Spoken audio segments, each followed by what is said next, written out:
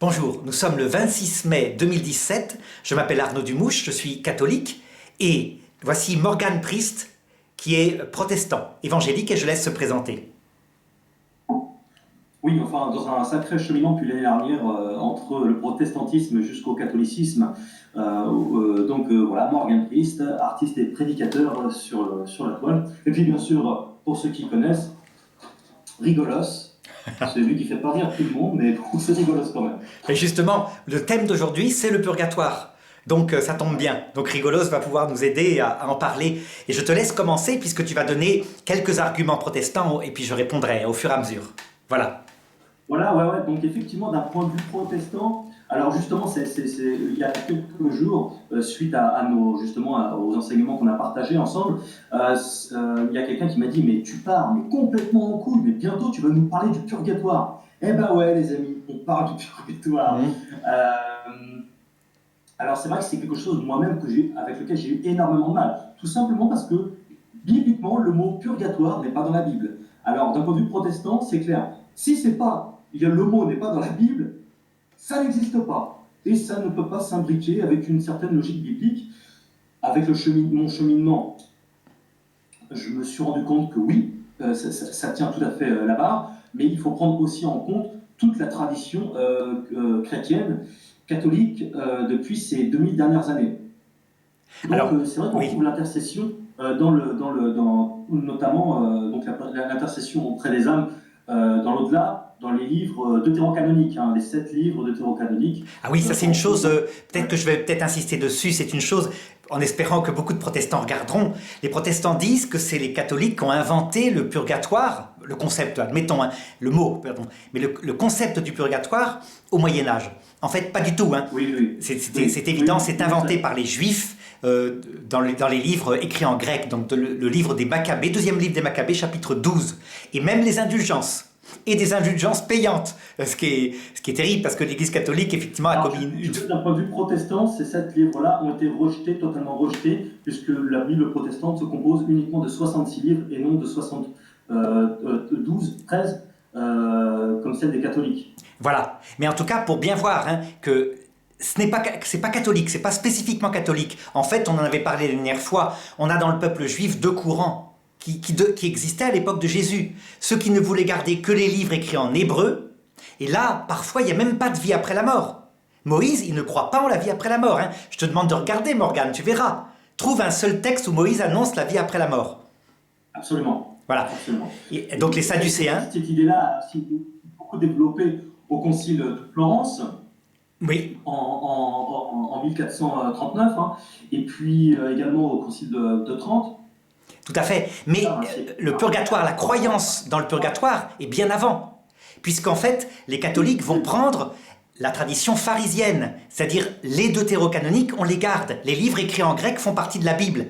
Même si ça a été... Tu es d'accord pour dire que ça s'est réellement officialisé au concile de Florence ?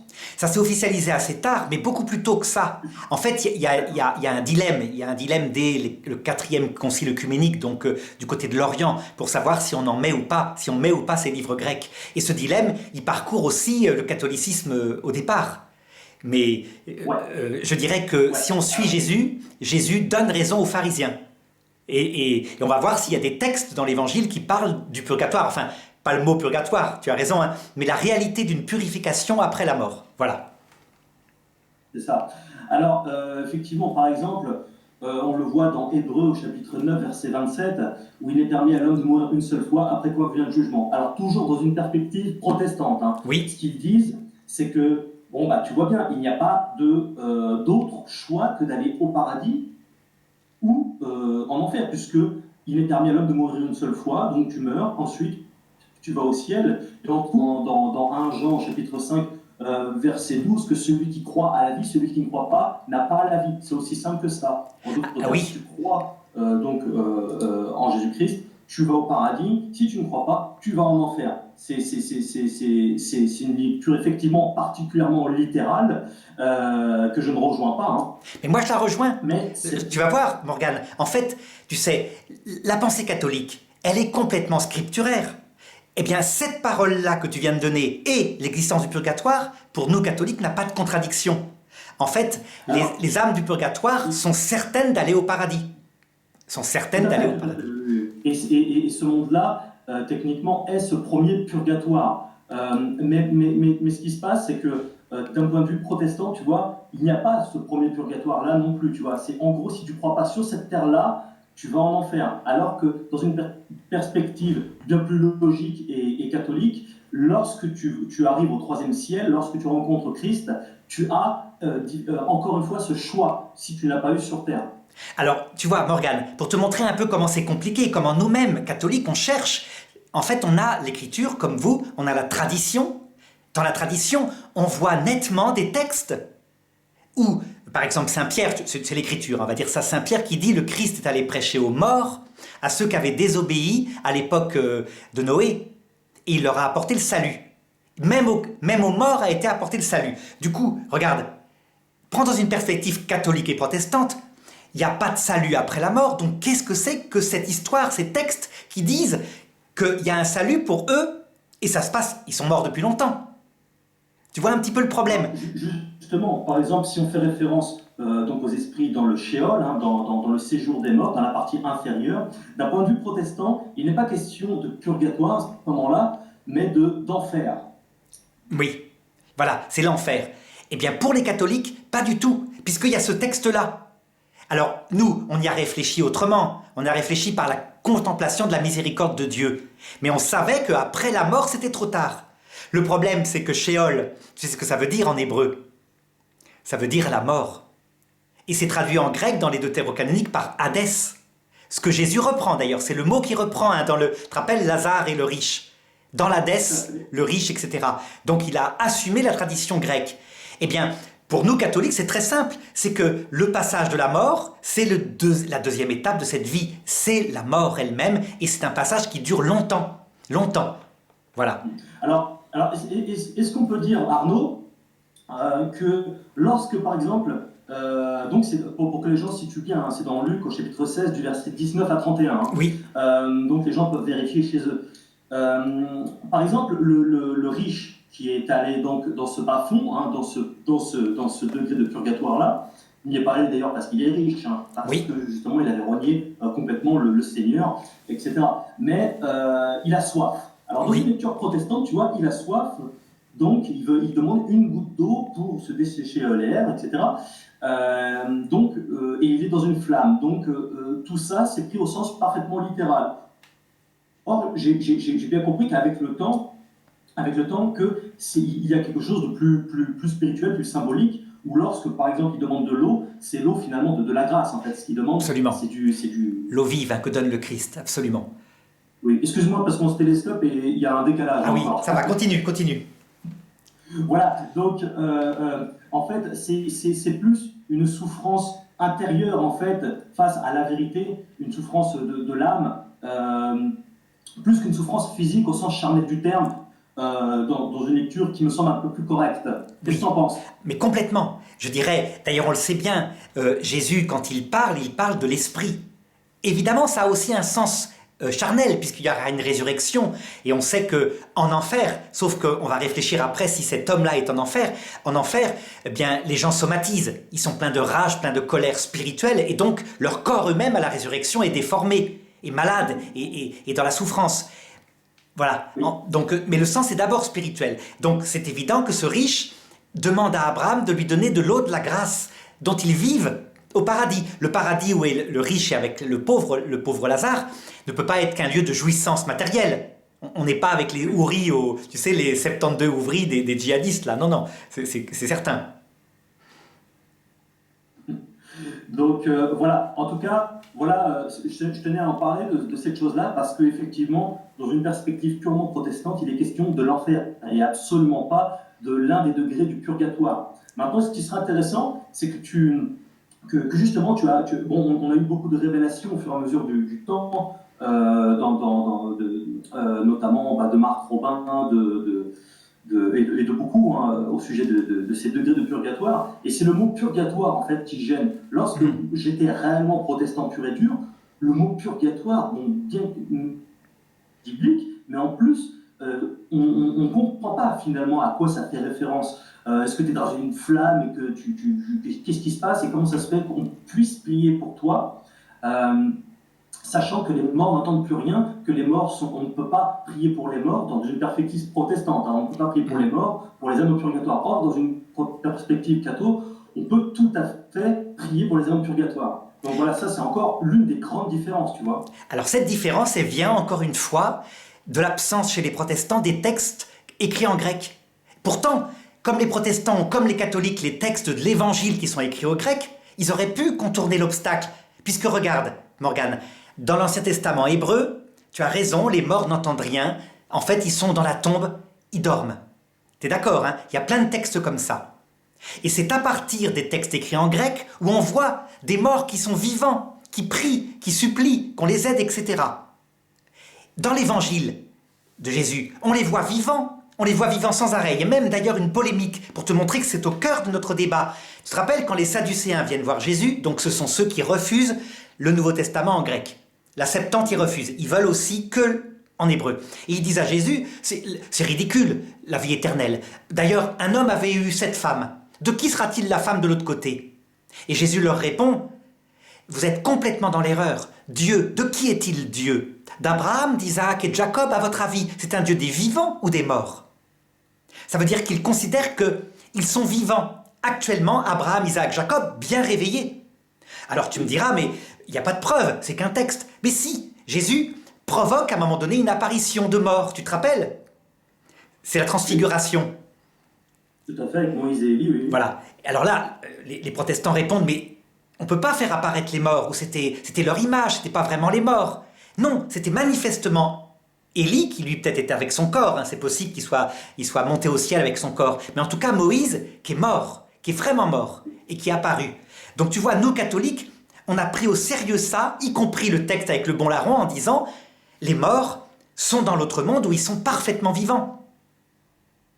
Ce qui veut dire que dans l'Ancien Testament hébreu, on parlait en fait d'une étape particulière qui s'appelle le Sheol. Si tu veux, ça s'appelle les âmes errantes, quoi. C'est-à-dire des âmes malheureuses entre ce monde et l'autre qui effectivement n'ont pas de révélation, sont en train de traîner, savent pas ce qu'elles font dans la mort.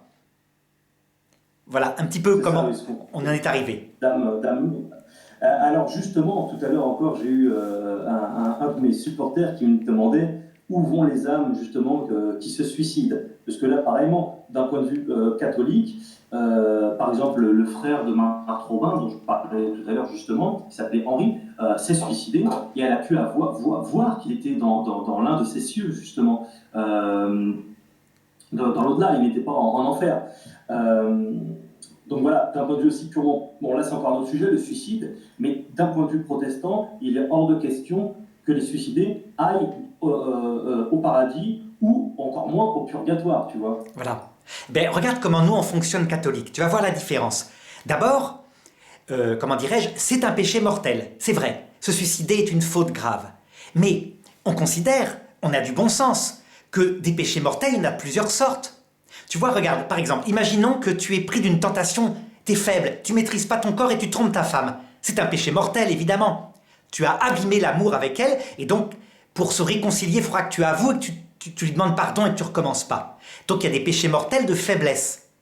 Et puis, c'est tout à fait différent de si tu es maître de toi, parfaitement calme, tu la méprises, ta femme, et pour la blesser volontairement, tu la trompes, en te moquant d'elle. Ça serait prémédité. Tu vois, entre les deux péchés, toi si tu étais Dieu, hein, je vais prendre cette histoire-là, lequel des deux considères-tu qui mériterait de éternellement être séparé de sa femme? Celui qui fait par faiblesse et qui a demandé pardon? Ou celui qui fait par méchanceté parfaitement consciente, qui sait ce qu'il fait, qui se maîtrise totalement et qui le fait quand même? Oui, bien sûr, par faiblesse, c'est évident. Voilà, c'est pardonnable. Eh bien, nous, dans l'Église catholique, on a un texte pour te montrer comment est-ce qu'on fait. Un texte explicite de Jésus qui dit que des péchés mortels sont pardonnés dans l'autre monde. Tu te rappelles, c'est le texte sur le blasphème contre l'Esprit Saint.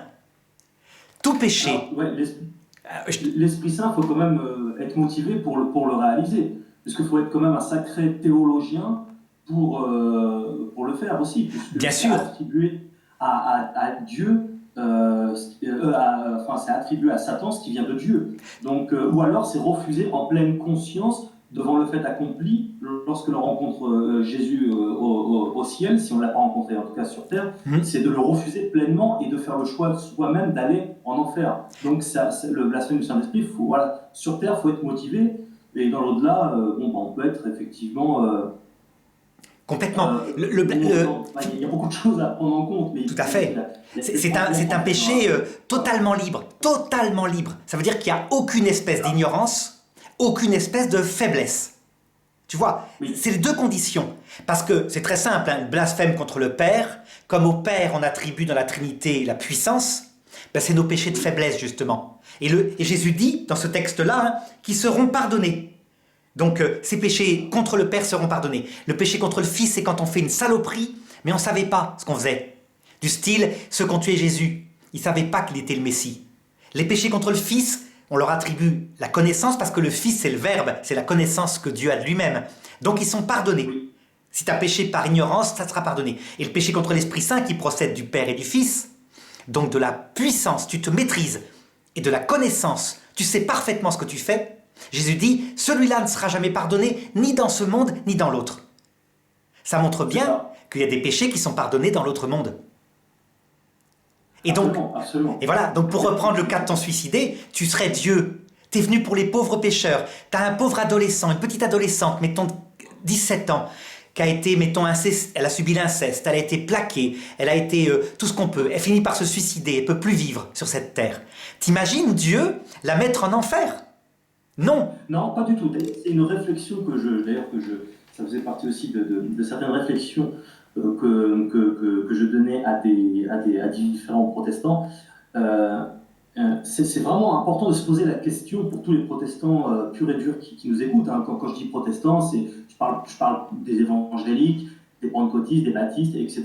Toutes dénominations, c'est des naissances protestantes. Faut que vous le sachiez complètement, pour ceux qui l'ignorent, ou en tout cas même ceux qui ne vont pas à l'église, au culte du dimanche de l'église évangélique, et qui se réfèrent uniquement aux 66 livres de la Bible protestante. Ça revient à une forme quand même de protestantisme, et c'est occulter toute la tradition catholique.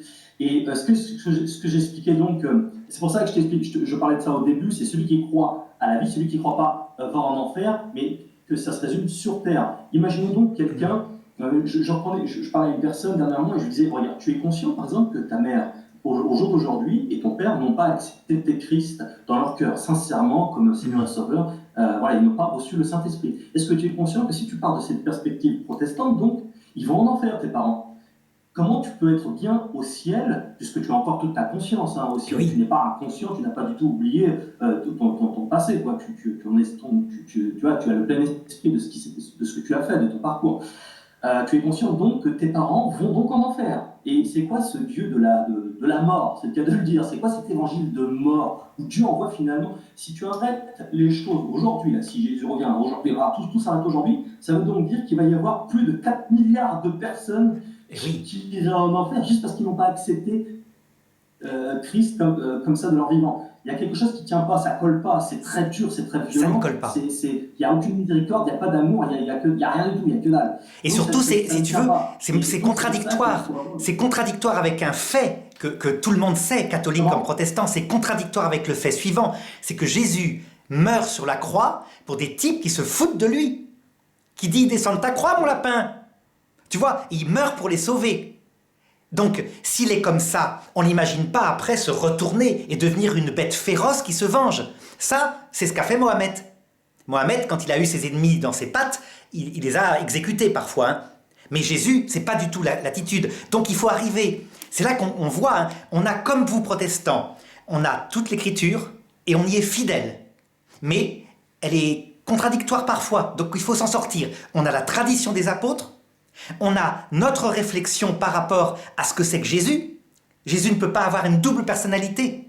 Tu as raison, Et on a, en plus, nous, catholiques, on a le pape qui va, dans notre discussion, par exemple, un jour, un pape dira, ça, c'est vrai, ça, c'est pas vrai.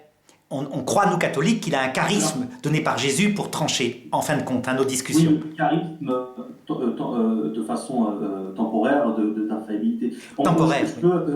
La papauté, il faudrait y revenir aussi, parce qu'il y a beaucoup de questions par rapport à ça, et ça, c'est encore un autre sujet très, très vaste. On peut conseiller le livre, enfin les livres de Maria Sima. Alors, pour Maria Sima, je vais te dire, Oui, pour le moment, non. Enfin, tu peux les conseiller, oui, mais ça ne fait pas partie pour nous, catholiques, de la tradition encore. Pourquoi? Parce que elle n'a pas encore été étudiée par les théologiens et confirmée par les papes. Pourtant, moi, comme catholique, j'admire ce qu'elle écrit. Les livres de Maria Sima sur le purgatoire, on dirait qu'elle l'a vu. Donc, elle sera sans doute, peut-être un jour, canonisée. Canonisée, ça veut dire que Dieu donnera une confirmation à l'Église comme quoi elle est au ciel. oui. Tu vois, il faut qu'à ce moment-là, Dieu fasse des miracles. Mais pour le moment, on peut s'en passer, parce qu'on a d'autres saints. On a Sainte Catherine de Gênes, on a Saint Bernard, etc. Comme on parlait de ce purgatoire-là. Mais pour le moment, comment on débat entre protestants et catholiques? Contentons-nous de l'écriture, pour pas aller trop vite avec la tradition, si tu veux. Ouais, si tu veux. Quoi qu'il en soit, je trouve que ces écrits sont quand même vachement intéressants et Ah oui, d'un point de vue personnel, en tout cas, je trouve vraiment que ça se tient. Après, encore une fois, chacun fait son avis complètement. là-dessus, hein. C'est vrai il y a eu aussi des révélations de saint Thomas d'Aquin sur le purgatoire. Voilà. Il semble qu'il y ait des contradictions quand même Oui, il y a des contradictions. un autre aussi. Donc, Absolument. voilà, Ça veut dire que les saints, aussi proches de Dieu qu'ils soient, ils faisaient comme nous, ils cherchaient. Et quelquefois, ils se trompaient. Saint Thomas d'Aquin, lui, il est dans une théologie dure encore. Il met beaucoup de monde en enfer. Et c'est Sainte Faustine qui va voir qu'en fait, c'est très simple la solution, pour les catholiques comme pour les protestants. Tu vois, tu posais l'objection tout à l'heure, un homme qui n'a pas accepté le Christ dans sa vie, est-ce qu'il va en enfer? Tu vois, pour accepter le Christ, il y a plusieurs façons. Tu peux le refuser parce que tu ne sais pas qu'il est le Christ. Tu crois que l'Église catholique ou l'Église protestante a fait des massacres dont on ne veut pas. Ça, c'est un péché contre le... C'est ce que j'ai expliqué. Imaginez tous ces gens qui ont eu un mauvais enseignement de la personne de Christ. Oui. Alors, comme ils l'ont reçu, et en ayant eu un mauvais enseignement, ils l'ont pas reçu parce qu'ils ont eu un simple mauvais enseignement, ils vont donc tous en enfer. Sachant qu'il y a des gens qui ne sont pas croyants, voire vraiment même athées, ou autres, musulmans ou autres, qui sont peut-être même bien mieux que moi-même. Je parle pas des autres, mais je parle de moi, tu vois, qui sont bien plus purs, bien plus... Voilà, on n'est pas juste par les œuvres, certes, mais qui ont je sais pas, une meilleure morale, plus gentille, plus d'amour, etc. Et donc, ceux-là, ils vont quand même crever en enfer. C'est pas possible, c'est pas possible. Et la solution est simplissime. C'est le pape Benoît XVI, tu vois, il est encore vivant, qui l'a donné dans son encyclique Spe Salvi 47. Et comme il est très humble, c'est pas encore un dogme. Il a dit, il semble que à l'heure de la mort, qui est un certain temps, un passage, le Christ apparaît et que les hommes voient leur saleté, leur péché, et que cette apparition est une véritable purification, et ils y trouvent le salut. Ça veut dire qu'en fait, si tu admets que la mort, c'est pas l'arrêt du cœur, mais c'est ce qu'en dit la Bible, c'est le passage où le Christ paraît, tout devient simple. Les protestants ont raison. Pour être sauvé, il faut avoir accepté le Christ comme son sauveur. Ils le font, ceux qui se convertissent là. Tu comprends? Enfin oui, ils ont raison dans le sens où c'est Christ qui sauve, ça c'est évident, tout le monde le sait, je veux dire, sinon t'es pas chrétien, c'est que t'as rien compris. Sauf que d'un point de vue protestant, tu t'arrêtes à la mort. C'est-à-dire que ton choix, c'est maintenant. C'est pas une fois que tu es dans ce deuxième niveau de purgatoire. C'est-à-dire celui où donc manifestement, tu erres sur Terre et n'ayant pas rejoint cette lumière-là. Et donc, il y a effectivement, donc, comme tu l'expliques, un laps de temps, ce qui explique un certain nombre de phénomènes paranormaux, du contact avec les défunts. Aussi, moi-même, j'ai eu affaire à des contacts qui vont dans ce sens-là, à des phénomènes paranormaux. Est-ce que ce ne sont que des démons, puisque dans une perspective protestante, il n'y a que des démons sur Terre, il n'y a pas de mort. Oui. Donc, tu vois, c'est quand même une sacrée différence. Donc, mais c'est là où, Morgane, je m'interroge. Dans l'au-delà, d'accepter une bonne fois pour toutes Jésus. Alors, pas dans l'au-delà. Excuse-moi, dans le protestant, tu n'as pas le choix de l'autre côté. Hein. Le choix, c'est ici. Voilà. Et je confirme, pas dans l'au-delà, à l'heure de la mort. Ça veut dire qu'en fait, regarde, tous les dogmes qu'on a en commun se réalisent. On a en commun qu'après la mort, c'est trop tard. Oui, après la mort, c'est trop tard, sauf que on s'est trompé sur le sens du mot mort. On a pris la mort au sens médical, il fallait la prendre au sens biblique. Après, le Sheol. Après, l'Hadès. Après ce passage où le Christ, dit Saint Pierre, est apparu, il est allé prêcher aux morts. Voilà, c'est tout simple. Et tu vois, en fait, on peut être scripturaire, complètement, tous les deux. Mais il faut la tradition, il faut le magistère, il ne faut pas s'arrêter là. On a, je dirais, le même fondement. D'ailleurs, je voudrais te poser une question, Morgane. D'où est-ce qu'à ton avis, les protestants, ils disent que après la mort au sens arrêt du cœur, c'est trop tard? D'où est-ce qu'ils le tiennent dans l'écriture? Je te défie de me trouver... Oui. Ils le tiennent, à mon sens, d'une lecture parfaitement littérale. Car Dieu a tant aimé le monde qu'il a donné son Fils unique afin que quiconque croit en lui ne périsse pas mais ait la vie éternelle. C'est dans Jean 3,16. Oui. Eh bien, si tu crois en lui, tu as la vie éternelle. Et si tu ne crois pas en lui, tu n'as pas la vie éternelle. Et ça se réfère notamment à Luc au chapitre 16, du verset 19 à 31, où lorsque le pauvre est amené dans le sein d'Abraham, dans la partie heureuse du Sheol, il est amené directement par les anges et il ne passe pas des degrés de purgatoire. Donc ce sont des cheminements équivalents à celui-ci. Mais regarde, tu as fait une interprétation. Enfin, c'est vrai, il n'y a pas marqué « après l'arrêt du cœur, c'est trop tard ». Il y a une tapetara qui se ferme. Nulle part. Tu sais d'où la trouve cette interprétation? De saint Thomas d'Aquin. Ils l'ont prise chez les catholiques. Et parce que Martin Luther, qui est le fondateur de la réforme protestante, et Calvin encore plus, étaient des grands thomistes. Ils aimaient beaucoup saint Thomas d'Aquin. Tu vois, mais c'est pas dans l'écriture. Dans l'écriture, il y a des textes comme ça, mais qui sont beaucoup moins précis. Puisque je peux te trouver des textes où il y a marqué « Et le Christ est allé prêcher aux morts. Et le salut a été proposé aux morts. » Tu vois, c'est ça qui est curieux. Dans une perspective purement protestante aussi, lorsqu'il est descendu dans les bas-fonds prêcher aux esprits emprisonnés, c'était en enfer, dans une perspective donc protestante, hein, j'insiste bien. Oui. Alors qu'il est question effectivement d'un degré de purgatoire. En fait, pour nous catholiques, c'est le Sheol. Il est descendu dans les enfers, mais il n'est pas descendu dans l'enfer des damnés. Ça sert à rien. Dans l'enfer des damnés, si on suit l'écriture, c'est un péché contre l'Esprit Saint, puisque seul le péché contre l'Esprit Saint n'est jamais pardonné. C'est donc des gens qui savent ce que c'est que le Christ, qui l'ont méprisé et qui n'en ont rien à faire. Volontairement. C'est ça. Tu vois? Tout à fait. Voilà. C'est ça.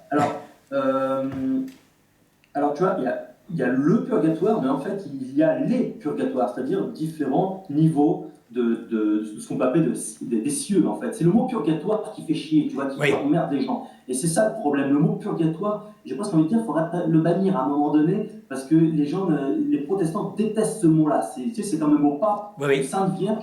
Ils peuvent exploser, devenir fou. Et oui, il n'est pas dans l'écriture. Il n'est pas dans l'écriture. C'est un concept théologique. Hein? C'est vrai. Il n'est pas dans l'écriture. Ce mot n'est pas dans l'écriture. Par contre, donc ça n'existe pas. Voilà. Par contre, la réalité d'une purification, alors là pour le coup, c'est dans l'écriture. Et c'est ça qui compte. Donc, il faut que nos amis protestants comprennent que le mot, il a été inventé plus tard pour conceptualiser, mais que la réalité, on le voit bien. Alors, je vais te citer un texte, par exemple. Tu vas me dire ce que tu en penses. « Hâte-toi de te réconcilier avec ton frère tant que tu es en chemin sur la terre, de peur que ton frère, lorsque tu seras arrivé au terme, ne te livre au juge, et le juge ne te livre au bourreau, et le bourreau au geôlier. Et là, en vérité, je te le dis, tu ne sortiras pas de ta prison jusqu'à ce que tu n'aies payé jusqu'au dernier sou. » Qu'est-ce que tu en penses? De quoi il parle, ce texte? Alors effectivement, dans une notion protestante, c'est assez compliqué. Hein. Il est question manifestement sur terre de racheter tous tes péchés, etc., pour être bon.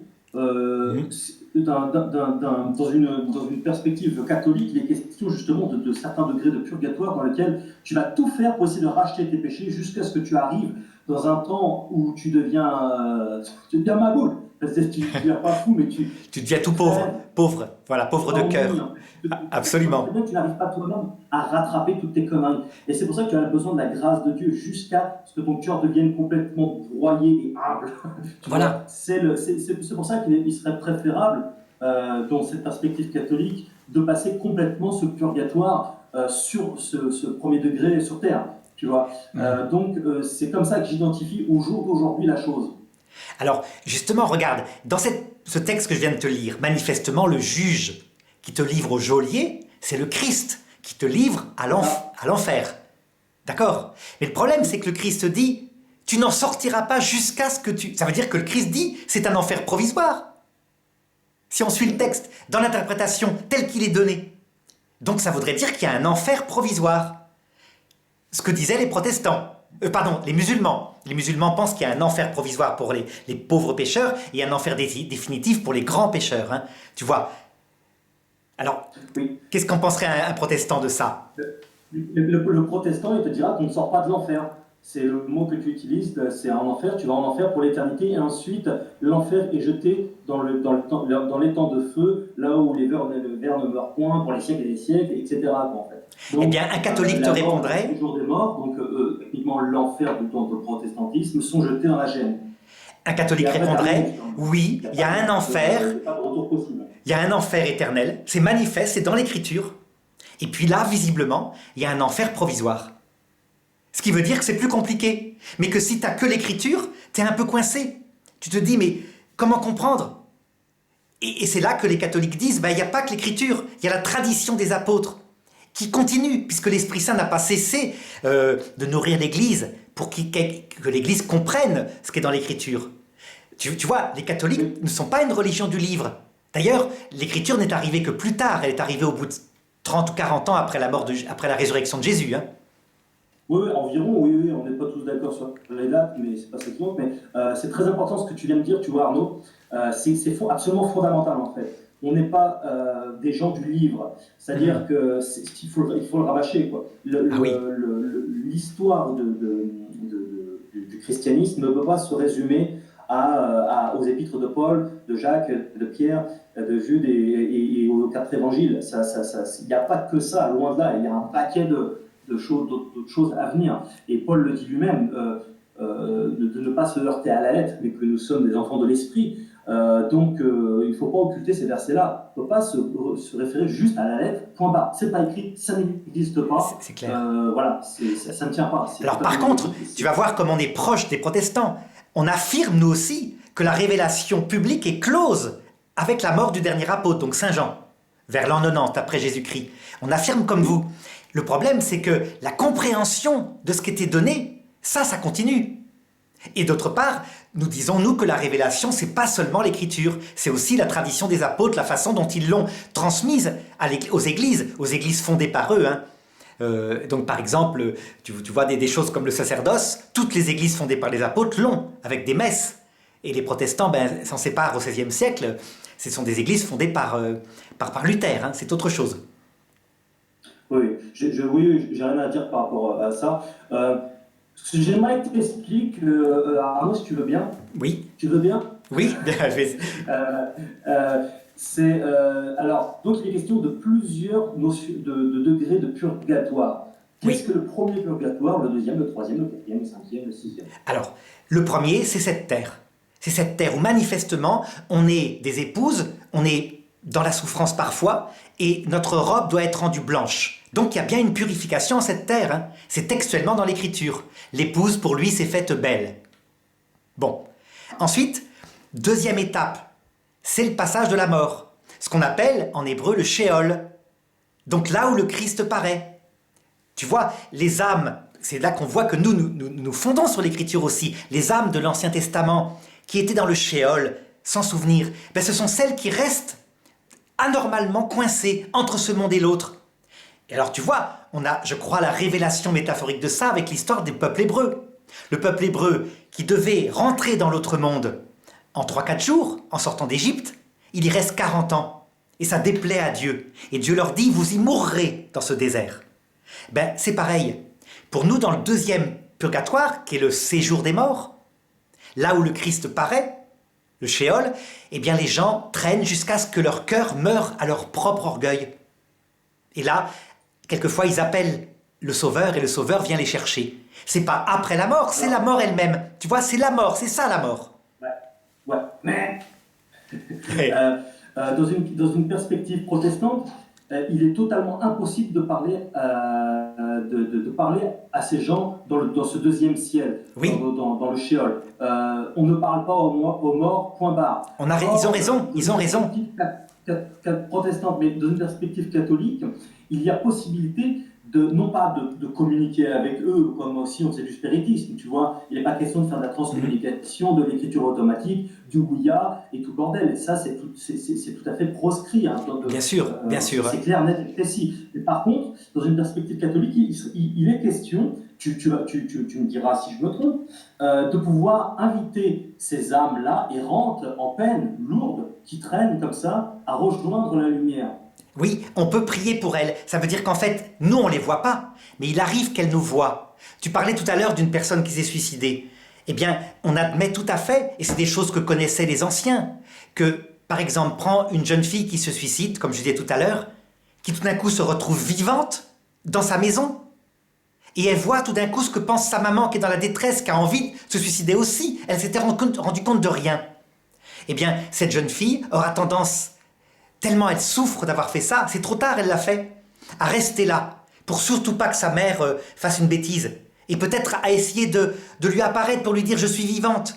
Donc il peut y avoir parfois des petits phénomènes comme ça, mais très faibles, des rêves très ténus. Par exemple, quand on perd quelqu'un, souvent, eh bien on rêve de lui la nuit, alors qu'on ne sait pas encore qu'il est mort. Il est venu nous dire au revoir. Il est dans ce deuxième passage, et normalement ça dure quelques heures. Il passe à ce moment-là dans ce que saint Paul appelle le troisième ciel. Tu vois, lui il ne l'appelle pas le troisième purgatoire, c'est le pape Benoît XVI qui va l'appeler comme ça. Le troisième ciel où le Christ apparaît. Il le voit de ses yeux. C'est bouleversant. Juste un truc, excuse-moi, manifestement tous ne sont pas d'accord. Tu dis qu'il reste quelques heures dans ce deuxième degré. Or, le temps, techniquement, dans le ciel, le temps est une notion purement humaine, hein, on est d'accord. Oui. Le temps, de l'autre côté, il peut être infiniment plus long, leur paraître en tout cas plus long. Quoi. Pour nous, peut-être ça peut paraître quelques minutes, voire peut-être quelques heures, et pour eux, ça peut paraître peut-être quelques siècles. Et alors, est-ce que tu dirais que l'on peut prier pour peut-être des âmes, dans le bénéfice du doute, qui sont mortes il y a 2 siècles? Mais complètement. Tu vois, il n'y a pas cette distance totale. D'ailleurs, on le voit, le riche, supplie Abraham et lui demande quelque chose, une aide. Donc eux-mêmes prient, eux-mêmes supplient. Et donc, cette distance totale que mettent les protestants, c'est parce que peut-être ils donnent une trop grande importance à la perspective des livres écrits en hébreu. Les livres écrits en grec montrent que la distance n'est quand même pas totale. Tu vois ? Donc on peut prier pour eux et ça peut les bouleverser. Très simple à comprendre. Imagine que la jeune fille en question, un jour, quelqu'un se rend compte qu'elle est là et lui explique que jamais sa maman se suicidera. C'est pas vrai, elle va mieux. Et qu'il faut qu'elle appelle Jésus, qui va venir la chercher. Et qu'elle le fait. Eh bien, à mon avis, Jésus vient la chercher tout simplement. Donc on l'aide. On lui a fait franchir le pas. Et t'as vu, on n'a pas fait de spiritisme, on ne l'a pas fait apparaître. On a prié pour elle au cas où. Au cas où. Voilà. Ça n'a rien à voir avec l'épisode de Saul et Samuel. Ça n'a aucun rapport. Aucun rapport. Juste le fait, effectivement, d'invoquer donc son âme et l'inviter au cas où à rejoindre la lumière. Ensuite, il est question donc de ce qui est identifié comme le troisième degré, le troisième ciel. Notamment Paul en parle. Il ne sait pas trop si c'est dans la chair ou dans l'esprit qu'il a vu tout ça et entendu des choses absolument improbables. Voilà, donc dans une perspective catholique, vous expliquez, il est question que ce soit donc la rencontre avec le Seigneur. Voilà, et c'est le purgatoire où on est obligé de passer. La terre, certains n'y passent pas. Les enfants qui sont morts tout bébés, leur âme va directement dans le deuxième purgatoire. Mais le troisième, tout le monde y passe. On est confronté un jour au Christ. Et là, en vérité, si on le refuse, si on refuse de croire alors qu'il nous apparaît dans sa lumière, accompagné des saints et des anges, alors on est rejeté, parce que c'est un péché contre l'Esprit Saint. Mais tu vois la différence? Attends, ouais, tout à fait. Excuse-moi, attends, juste, tu viens de dire une chose, là, c'est que les enfants en bas âge qui meurent vont nécessairement au deuxième ciel. C'est ça que tu viens de dire. Alors justement, regarde, l'Église est recherche sur ça. À un moment donné, saint Thomas d'Aquin racontait des choses que l'Église a rejetées. Il disait, les enfants morts sans baptême vont en enfer, et les enfants qui ont été baptisés vont directement au paradis. Mais ça va pas. Ça colle ni pour un cas, ça serait absurde. Des enfants séparés de Dieu pour toujours alors qu'ils n'ont rien fait de mal, et qu'on sait que le Christ va proposer son salut à tout homme. Et des bébés, tout bébé, qui rentreraient dans la vision béatifique alors que c'est un choix libre. Il faut le choisir comme un mariage. Ils sont tout petits. Donc, on cherche, et actuellement, l'Église n'a pas de solution. Mais les théologiens disent, c'est très simple. Il y a ce shéol, ces limbes, où ils peuvent grandir, se fortifier, et à un moment donné, choisir. Et donc les enfants... Alors oui, saint Thomas d'Aquin disait que ces fameuses limbes, ils n'en sortaient pas, et ils n'en sortiraient jamais. Et justement, ils souffraient. Parce qu'il avait la perspective que les protestants ont gardée avec Martin Luther, à savoir, ils sont après la mort, donc c'est trop tard. Mais ça, l'Église n'a pas gardé. Ils sont après la mort au sens biblique, c'est trop tard. Donc le passage, pas après l'arrêt du cœur, sinon c'est aberrant. Voilà. Oui, alors donc, la rencontre avec donc, Jésus. Et alors c'est quelque chose qu'on entend assez rarement, mais il n'y a pas que la rencontre avec Jésus pour ceux qui n'ont pas rencontré, pour ceux qui ont le choix ultime et définitif. Absolument. Là, tu vois, là c'est vraiment une perspective catholique. Tu sais, les protestants disent le seul médiateur c'est le Christ, le seul sauveur c'est le Christ. Et ils ont raison. C'est notre foi à nous aussi. Hein. Mais le problème, c'est que, je te disais la dernière fois, le seul Père, c'est le Père qui est au ciel. Et la première chose qu'il fait, c'est de faire de nous des pères et des mères. Donc il y a un problème, ça veut dire qu'il n'est pas jaloux. Et donc le seul rédempteur qu'est le Christ, dès qu'il le peut, ses amis qui le rejoignent au ciel, ben, il en fait avec lui des médiateurs, des prêtres, des aides. Alors, là, un protestant te répondrait direct, tu viens de dire que Dieu n'est pas jaloux, alors que dans Exode, il est dit au deuxième commandement du décalogue que je suis un Dieu jaloux. Mais oui. Tu vois ? Et dans le décalogue, tout ce qui est raconté là est adressé à un peuple qui est en train de se purifier. Par exemple, à cette époque-là, impossible mais ça on va le faire dans la prochaine vidéo, impossible de vénérer une image de Dieu. Et on voit que dans l'Évangile, Jésus, c'est l'image de Dieu. Et on peut le vénérer et l'adorer. Moïse, il aurait rencontré Jésus. Mais c'est la jalousie donnée à l'époque où c'est un peuple à la tête dure, qui n'est pas encore affiné. Et donc, la pastorale de Dieu consiste à dire, vous n'avez que moi, et moi c'est tout. Et rien d'autre, ni ange, ni saint, ni quoi que ce soit. Et donc il les rend monothéistes, avec violence. Hein. Il les menace de mort, si jamais ils n'acceptent pas. Mais tu vois, après, ils se sont affinés, les Juifs. Et c'est toute l'évolution. De même que dans cette perspective, il y a des ordres de génocide de Dieu. Dieu leur demande de massacrer les Cananéens. C'est évident que Jésus jamais ferait ça. Jamais. Et c'est le même Dieu. Voilà. Enfin, il y avait tout un contexte, de temporel. Et oui. Voilà. Donc, là, j'ai un retour. Alors. 1, 2, 2. Oui, moi je t'entends bien. Ça va. Ok. Et donc, je te disais, il n'y a pas seulement la rencontre du Seigneur à ce moment précis. Il y a aussi une deuxième rencontre. Est-ce que tu peux l'évoquer, s'il te plaît ? Alors, tu te rappelles quand on dit « Jésus reviendra dans sa gloire avec les nuées du ciel ». Donc évidemment, si on prend une interprétation matérielle, on dit c'est les nuages. Mais c'est idiot. Les nuées du ciel, c'est les habitants du ciel par millions, par milliards. C'est évident. Et donc regarde, mets-toi à la place de Jésus. Tu meurs maintenant, là, tu as un infarctus, c'est dommage, on n'aurait pas terminé la vidéo, mais imaginons. Toi, tu vas arriver devant Jésus, tu vas voir ton péché, tu vas découvrir des choses. Est-ce que Jésus a intérêt à faire venir avec lui ta grand-mère, qui est au paradis, ton grand-père, s'il est décédé et qu'il est au paradis? Bien sûr, ça va te toucher, ça va t'entraîner à aller vers la bonne direction. Il va tout mettre en œuvre pour me sauver. Évidemment. Donc il y aura ton ange gardien, il y aura la communion des saints. Ceux à qui tu as fait du mal, par exemple, et qui sont morts, seront là, mais ils auront changé. Ils diront, on te pardonne, parce que nous, on a compris, on se bagarrait sur terre, on t'a fait du mal réciproquement. Et tu vois, la vérité tout entière se fait dans ce jugement individuel. C'est sûr que le Christ suffirait. Ils ont raison, les protestants. Le Christ suffit. Mais le connaissant, tu vois, à mon avis, c'est logique qu'il ne vienne pas tout seul. Alors, il vient avec les saints et les anges, c'est une chose, mais il y a aussi une autre rencontre qui se fait. Alors, la rencontre du démon. Tu vois, ça c'est pareil. Il faut que tu saches ici, Morgane, que ce sont des choses que l'Église est en train de rechercher. Les papes ne se sont pas prononcés là-dessus par un dogme. Oui. Mais dans l'Écriture, on voit très bien que Saint Paul le dit. Quant au retour du Christ, ne vous laissez pas entraîner tout de suite à dire « il est là ». Souvenez-vous ce que je vous avais dit. Avant doit venir l'être perdu. L'antéchrist, celui qui se pose comme Dieu. Alors évidemment, le sens auquel on pense, c'est à la fin du monde, il y aura un antéchrist final. Et c'est un sens tout à fait valable. Mais ça se passe aussi à l'heure de la mort. Il faut qu'on soit confronté à Lucifer. C'est logique. Il faut qu'il puisse nous présenter l'enfer, qu'on le choisisse, si on le veut, si on est orgueilleux. Alors, justement, cet enfer, on remonte finalement à Genèse chapitre 3, où on propose à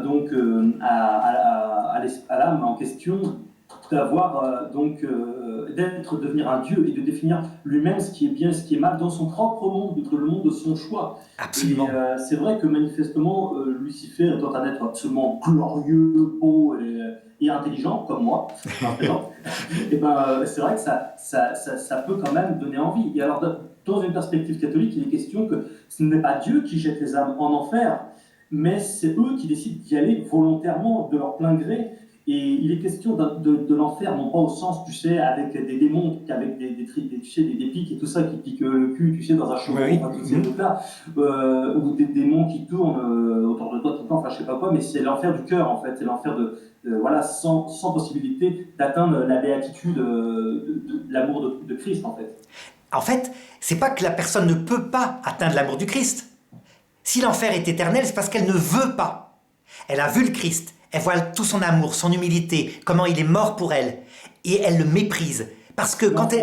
Enfin, au bout d'une certaine période où la personne donc, qui est dans son propre enfer exige la béatitude à un moment donné, sans pouvoir l'avoir. Donc elle la veut à un moment donné. Absolument. Et c'est pour ça que tous les textes de l'Écriture, quand Jésus dit « Va-t'en loin de moi, maudit », se réalisent aussi.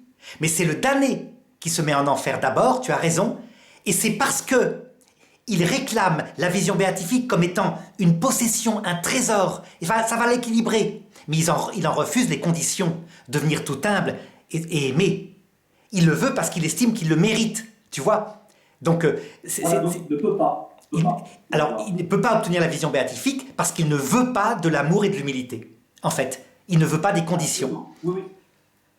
En fait, pour comparer, tu vois, il ressemblerait à un homme qui voudrait épouser une femme magnifique qui possède des trésors. Il dit « J'exige de t'épouser parce que je veux ton or. Et je le mérite. Je suis quand même pas n'importe qui. » Et la jeune fille lui dit « Tu n'auras pas les trésors, tu ne m'épouseras pas, tu ne m'aimes pas. » Voilà, ça serait un peu ça qui se passe. Ouais. 4e, 5e et 6e purgatoire. Alors, peut-être, regarde, maintenant, à partir de maintenant, te raconter que nous ne sommes plus dans quelque chose qui est dans l'Écriture. Là, ce sont les saints qui, en réfléchissant à la façon dont ça se passe, se sont dit que ça se passait comme ça. Il y a eu des révélations, effectivement, hein, mais tu vois, pour un protestant, c'est profondément choquant, ces étapes qui suivent. En fait, il y a tout de même un petit texte de l'Écriture qui va dans ce sens-là. Tu te rappelles Zachée ? Zachée, quand il rencontre Jésus, lui c'est un collecteur d'impôts, donc il a des tas de péchés horribles, mais par faiblesse, hein, il faut bien qu'il bouffe, quoi, c'est ça, c'est pas plus que ça, Zachée. Et alors, quand Jésus va manger chez lui, ça correspond à cette rencontre avec le Christ. Et tu vois que Zachée se convertit. Et tu as remarqué quelle est sa réaction, tu t'en souviens ? Il dit à Jésus quelque chose de précis. Non, tu te rappelles pas. Regarde, il dit « Si j'ai fait du tort à quelqu'un, tu vas voir ce que tu vas voir, je vais rembourser 4 fois. » Et alors Jésus est plein de joie et il dit « Vraiment, le salut est entré dans cette maison, parce que cet enfant est aussi un enfant d'Israël. » Ça veut dire que Zachée, lui, il estime qu'il veut payer. Il veut payer pour ce qu'il a fait de mal. Eh ben, oui, mais c'est ça, mais c'est... Ah, excuse-moi, parce que c'est dur, on se télescope. Tu m'entends ? Oui, je t'entends. Ah oui, pardon. Justement, c'est ce dont on parlait tout à l'heure, en fait. Dans ces degrés de purgatoire-là, il semble que les âmes cherchent absolument à racheter... c'est vraiment l'exemple que tu donnes, à racheter finalement toutes leurs fautes, en fait. Comme s'ils pouvaient se racheter aussi le salut par eux-mêmes. Voilà. Et les protestants répondent, mais c'est inutile, le Christ a tout payé. Ils ont raison. Les protestants ont raison. Nous, catholiques, on est d'accord avec eux. Le problème, c'est que la personne n'est pas d'accord. Parce qu'elle dit, quand même, j'ai fait tellement de mal. Pas question, je veux devenir digne du Christ. C'est normal. Et donc le Christ, il ne la condamne pas, il se réjouit pour elle. C'est un grand acte d'amour, quand même. Mais tu remarqueras, c'est un grand acte d'amour, mais c'est un grand acte aussi de fierté. La personne n'est pas humble. Tu vois ? Eh bien ça, cette fierté, c'est ce qu'on appelle, en fait, les restes du péché. Il va falloir qu'elle s'en débarrasse, mais elle ne le sait pas. Donc qu'est-ce qu'elle fait, elle, au début? Pleine de joie et de zèle, parce que Jésus lui dit, tu iras au paradis, hein. C'est certain, c'est le jugement dernier. La personne se sépare volontairement du Christ pendant un temps. Et là, il y a 3 étapes, tu vas les comprendre, je suis sûr que tu peux les reconstituer toi-même. Regarde, imagine, tu es dans la situation, tu as vu le Christ, il te promet que tu iras au paradis. Il est content parce que tu l'aimes de tout son cœur et tu veux payer pour tes péchés. Première étape, comment t'es? T'es tout seul, hein? T'es tout seul, t'es content ou t'es pas content? Tu viens de recevoir la parole que tu vas être sauvé. Ah oui. Ah oui. Tu sais d'avance, là tu as bien compris que c'est bon, tu as le salut, tu auras le salut. Absolument. Tu sais pas quand, il va s'instaurer quand même un long laps de temps où tu vas quand même passer un sale quart d'heure et à un moment donné de souffrance, d'ennui. En tout cas, au départ, tu es plein de joie. Et bien cette joie, c'est ce qu'on appelle le 4e ciel, 4e purgatoire. Oui. Voilà. Tu vois, c'est une... Alors ils se mettent dans un lieu, parce que on sait maintenant que les morts ont un corps, ils voient, ils entendent, hein, ils gardent leur psychologie. Mais c'est un lieu où il n'y a pas le Christ, où il n'y a pas les saints, ils sont tout seuls. Donc, où le catholicisme situe ces lieux-là exactement pour qu'ils puissent tenter de racheter ces péchés-là. Dans l'autre monde, ce monde qui est à côté de nous, qui est parallèle, qui est immense, eh bien, il y a des univers qui sont des purgatoires, sans doute. Par exemple, prendre un exemple, l'un des péchés les plus graves, par exemple, quelqu'un qui va tuer quelqu'un de colère, tu vois, oui. Un meurtre. Comment l'esprit en question, selon le catholicisme, va faire pour essayer de racheter ce genre de péché-là, par exemple? Mais il peut pas. Alors il veut, donc au départ il dit je vais payer, ne serait-ce qu'en étant tout seul.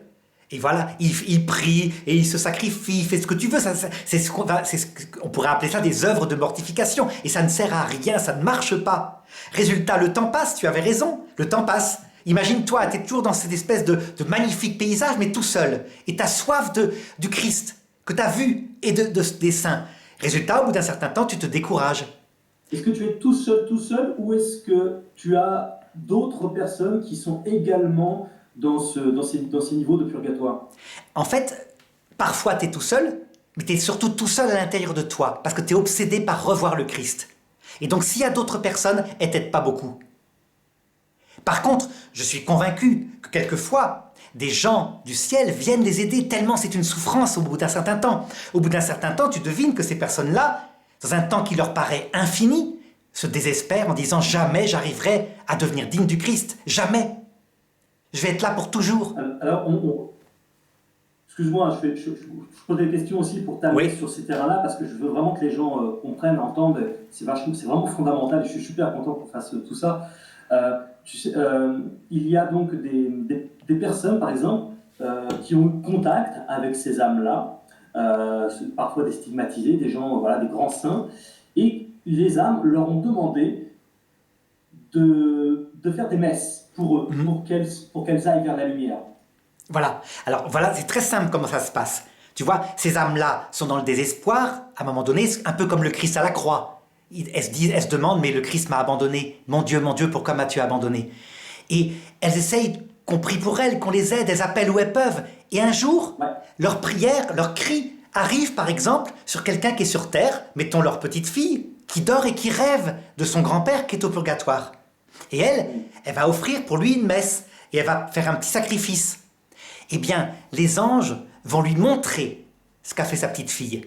Et ça va le bouleverser. Tu vois, un peu comme si, imagine que tu sois en prison depuis 40 ans.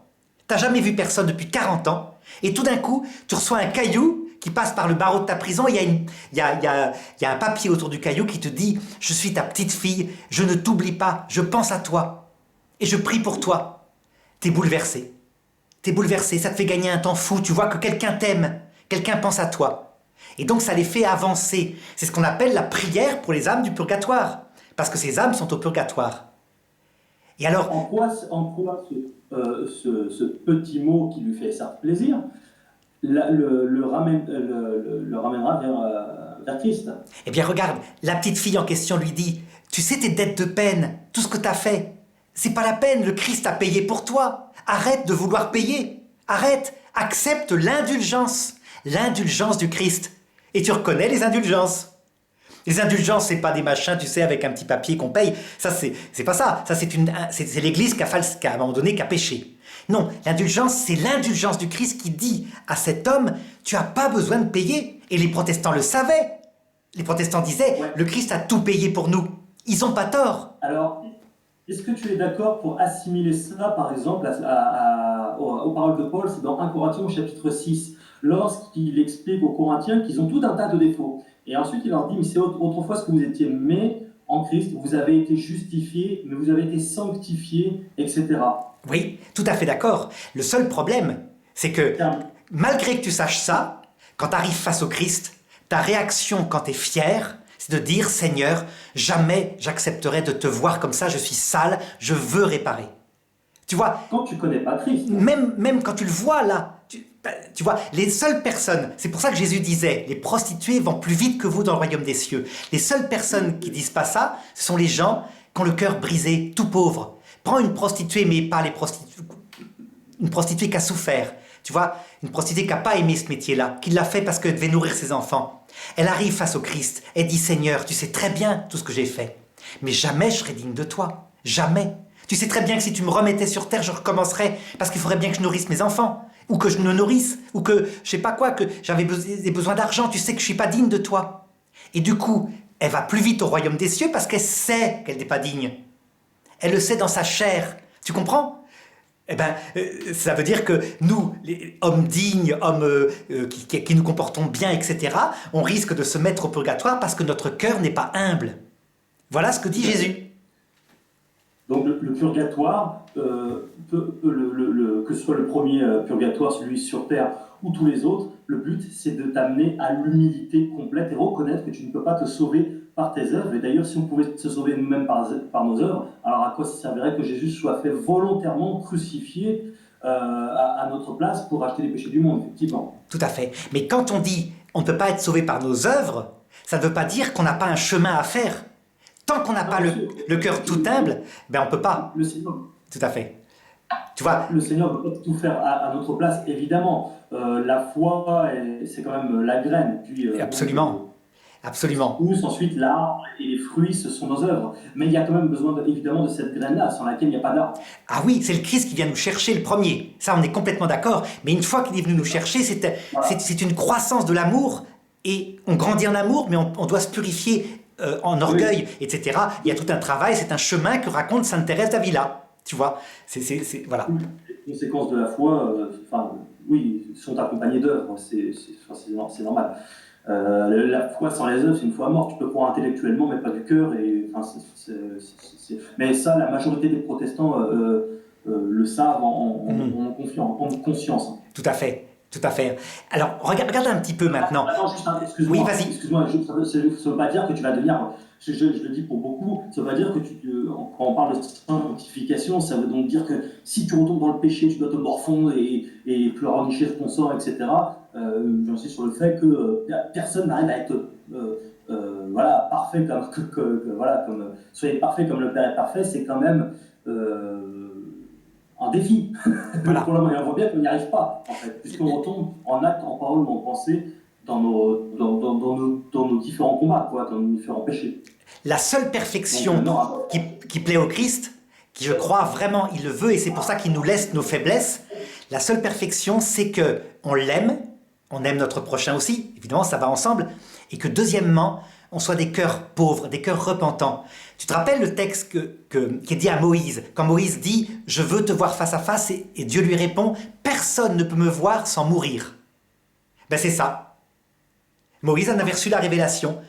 Il faut aimer Dieu, il faut croire en lui, c'est ce que disent les protestants, il faut l'aimer, c'est ce que disent les catholiques, mais il faut en plus mourir à soi-même. Si le grain de blé ne meurt pas, il reste seul, et c'est ce que font les âmes au purgatoire. Donc il y a un chemin, et si on ne l'a pas fait sur terre, on le fera de l'autre côté, mais au paradis, tous sont des pauvres de cœur. Tous. C'est nettement plus logique et beaucoup plus et moins condamnateur et dur dans cette perspective-là que celle purement protestante. Je sais que moi, ça m'a, disons que toute cette perspective-là, voilà, ça m'a rassuré pour tous ces gens qui sont vraisemblablement censés aller en enfer. Alors si tu crois pas sur terre, basta, t'as aucune chance de l'autre côté, ni rien. C'est extrêmement dur, quoi. C'est pas logique. C'est devenu le père Fouettard, quoi. Tout à fait. Alors par contre, je sais que des protestants diront « Ah ben c'est facile pour les catholiques, il suffit de se repentir à l'heure de la mort et on est sauvé ». Non, c'est pas facile, c'est gravissime, parce que beaucoup ne se repentent pas. En fait, pour comprendre, quand on voit le Christ à l'heure de la mort, on voit un être brisé. Il a le cœur brisé, il est tout humble, il est tout amour. Et c'est ça sa puissance. Donc tous les gens pauvres, tous les petits viennent vers lui immédiatement en larmes, de toutes les nations, c'est-à-dire de toutes les religions. Ils se convertissent au Christ. Mais les gens fiers, les gens orgueilleux, quand ils voient que c'est ça le Christ, et qu'ils voient la grandeur de Lucifer qui dit « T'auras la vie éternelle, tu seras comme un Dieu, tu choisiras le bien et le mal. » Mais c'est ça, Jésus. Mais voilà, ils choisissent l'Antichrist. Et donc beaucoup se damnent. L'enfer est une perspective terrifiante parce que ça vient de notre orgueil. Oui. Alors la question, bon, je pense qu'on va pas bientôt terminer peut-être parce que ça fait déjà un moment là. Juste pour terminer, la question de l'AGN. L'AGN, est-ce que d'un point de vue catholique, il est toujours question de l'AGN du cœur? Absolument. Il est question de l'enfer éternel qui existe pour les âmes en état de péché contre l'Esprit Saint, le feu intérieur qui vient d'une âme faite pour Dieu mais qui le refuse plutôt que de se repentir, et donc leur âme est mal. C'est une angoisse perpétuelle, mais ils ne veulent pas céder. Donc on se réjouit pour eux, c'est leur choix. Finalement, ils pourraient sortir de l'enfer, mais ils ne veulent pas. Tu vois, ça change tout aussi. Hein. Alors, par contre, regarde un petit peu. Tu te rappelles, on avait parlé du riche et de Lazare. Là, je voudrais terminer par ça. Ouais. Tu as dit, il est en enfer pour un protestant. Je vais te répondre. Pour tous les catholiques, tous les pères de l'Église, tous les saints, sans exception, il est en enfer. Sauf pour un. Sauf pour un. Oui, mais qui a dit qu'il est au purgatoire. Excuse-moi, on ne parle pas du même enfer. Non. Je parle d'un enfer dans lequel, disons, dans lequel tu peux être sauvé, tu vois. Voilà. Parce que c'est ce qui s'est passé quand Christ est venu les chercher. Mais là, dans une perspective protestante, on ne parle pas du tout d'un enfer dans lequel tu peux vraiment, tu viens pour toujours, basta. Eh bien oui. Tu peux en sortir. Eh bien Morgane, je te réponds, les catholiques, jusqu'à récemment, croyaient la même chose. Un enfer éternel pour le riche. C'est pour te montrer comment l'Église avance. Tu vas me dire, elle change sa foi, pas du tout. Simplement, les pères de l'Église disaient, regardez, pourquoi est-ce qu'il demande de l'eau? C'est parce qu'il veut du plaisir. Pourquoi il veut pas que ses frères viennent le rejoindre? Parce que ses frères vont le torturer. Mais ça n'allait pas. On voit bien que c'est un homme qui est de bonne volonté. Il veut prévenir ses frères parce qu'ils veulent pas qu'ils viennent dans ce lieu de souffrance. Il pense à eux. Il est bon. Il a changé. Eh bien, tu sais quel est le premier à avoir dit que c'est au purgatoire qu'il est? C'est le pape Benoît XVI. Le pape Benoît XVI, dans son encyclique Spe Salvi, il dit, regardez, il semblerait que c'est le purgatoire en fait. Au numéro 44. Des apôtres, qui est repris d'une phrase de Joël, il a dit que dans les derniers temps, je reverserai de mon esprit sur toute chair, vos jeunes gens auront des songes et vos vieillards prophétiseront, enfin, tout le bordel.